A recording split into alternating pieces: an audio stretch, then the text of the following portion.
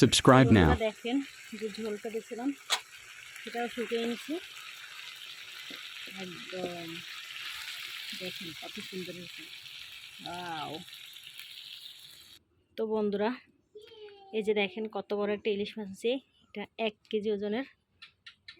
তো আজকে 1 কেজি বেশি হবে, 1.5 কিলোর মতো। তো এই মাছটা আজকে রান্না করব। আর কিভাবে রান্না করব আপনাদের দেখাবো। একটু জাল বেশি দিয়ে রান্না করব। আসসালামু আলাইকুম বন্ধুরা। তো এই যে মাছটা দেখাইছিলাম, সেই মাছটাই কাটলাম। তো এটা আমি সম্পূর্ণ রান্না করব না, কিছু রেখে দেবো। দেখেন কতগুলো মাছ হয়েছে, একদম 1 করই মাছ হয়েছে। যে তো আমি কিভাবে রান্না করব আমি আপনাদের সাথে শেয়ার করব। তো বড় মাছটা যেহেতু খুব ভালোভাবে রান্না করতে হবে, নয়তো কেউ খাবে না। তো আজকে সরষে ইলিশ করবো না, যদিও তেল ঝাল রান্না করব সুন্দর করে, আর আপনাদের সাথে শেয়ার করব। তো বন্ধুরা, মাছটা যে কাটছিলাম আমি এই কয় পিস নিছি, এই কয় পিস রান্না করব। তো এই জন্য আমি রান্না করার জন্য এই যে পিস বাইটটা নিছি।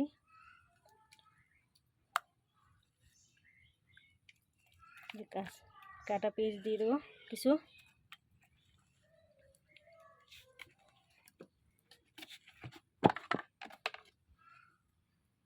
হলুদের গুঁড়া,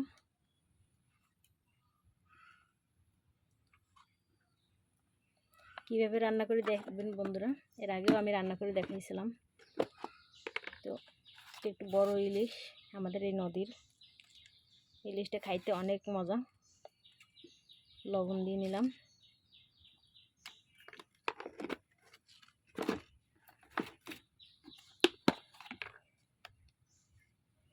মরিচের গুঁড়ো দেবো,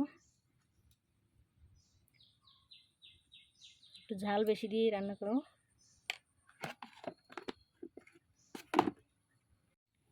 আর আমি একটা কাঁচামরিচ দিয়ে দেবো। এগুলো একটু ভেঙে দেই,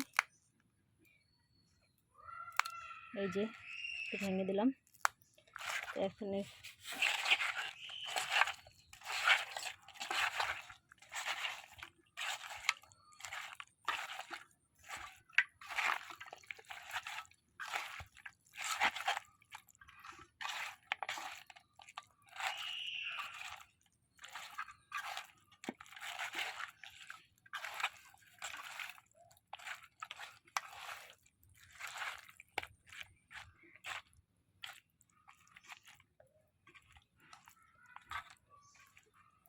এভাবে মাখলাম।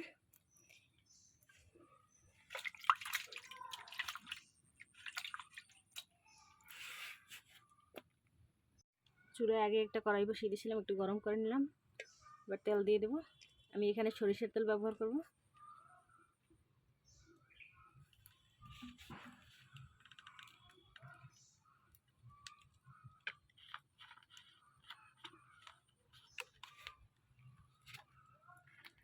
এবার আমার মেখে রাখা মাছগুলো সব দিয়ে দেবো। বন্ধুরা, এইভাবে রান্না করলে এত মজা। বেশিরভাগ এইভাবে রান্না করি, ভেজে রান্না করা হয় না এরকম।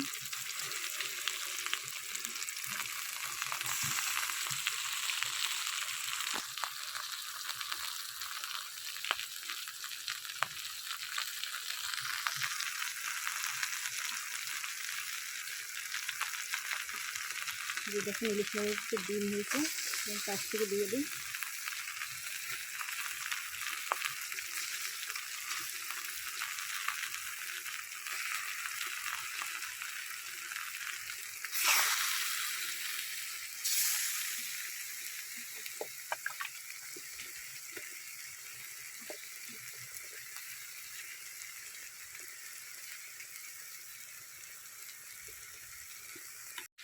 এই যে মাছগুলো সব দিয়ে দিলাম, একটু হালকা ভাজে দিয়ে নেব। কড়াইটা এভাবে ঘুরে ঘুরে নিতে হবে।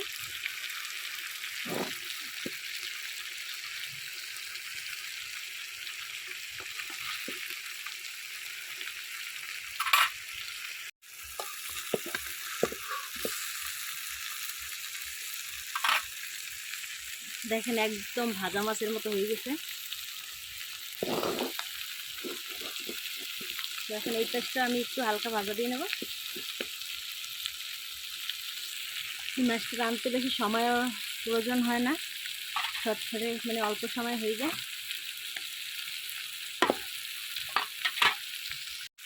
তো এখন আমি একটু হালকা জল দিয়ে দেবো।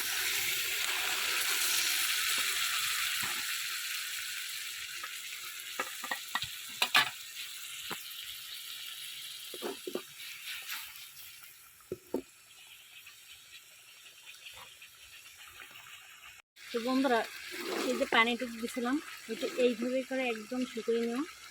একটু পানি রাখবো, তারপর আবার পানি দেব। তো সব পানিটুকু আমি শুকিয়ে নিই, তারপর দেখবো। তো দেখেন এখনই কত সুন্দর হয়েছে, রান্না হয় না তার আগে। তো আমি এইভাবে করে একদম সব পানিতে শুকিয়ে নেব।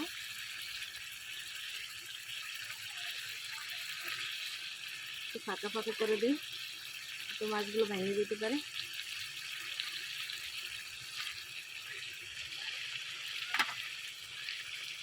তো বন্ধুরা, এইভাবে ইলিশ মাছ রান্না করলে তো অনেকেই আদা রসুন ব্যবহার করেন, কিন্তু আদা রসুন ব্যবহার না করাই ভালো, তাহলে ইলিশ মাছের আসল স্বাদ পাওয়া যায় না। তো শুধু পেঁয়াজ দিয়ে হলুদ মরিচ দিয়ে রান্না করে দেখেন, এর ঘ্রাণটাও অনেক সুন্দর হয় আর খেতেও অনেক মজা। তো আমার ঝোলটা শুকিয়ে গেছে প্রায়, উপরে তেল হচ্ছে। তো আমি এবার পানি দিয়ে দেবো আবার। একটু বেশি পরিমাণ পানি দিয়ে নিলাম, যাতে করে যে হলুদ মরিচের যে গন্ধ এটা একবারে চলে যাবে।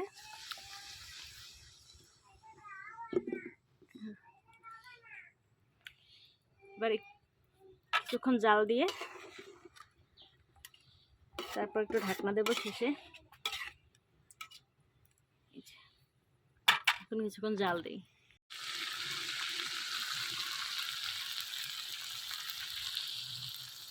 তো এই যে তুলে নিলাম।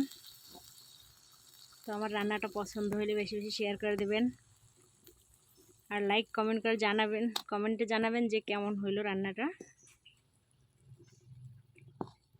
দেখেন, তো সবাই ভালো থাকবেন। আল্লাহ হাফেজ।